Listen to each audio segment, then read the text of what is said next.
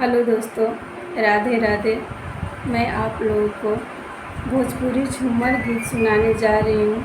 आप लोगों को कैसा लगा कमेंट में ज़रूर लिखिएगा। पापा बरवा खोज दिहले करिया हो, बाटे 4 साल के नौकरिया। पापा बरवा खोज दिहले करिया हो, बाटे 4 साल के नौकरिया। रहे के ना घर बना घूमे के बगड़िया, रहे के ना घर बना घूमे के बगड़िया। चाचा बरवा खोज दिहले करिया हो, बाटे 4 साल के नौकरिया।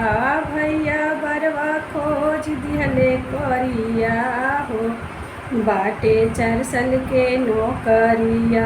रहे के ना घर बना नाही झोपड़िया, रहे के ना घर बना नाही झोपड़िया।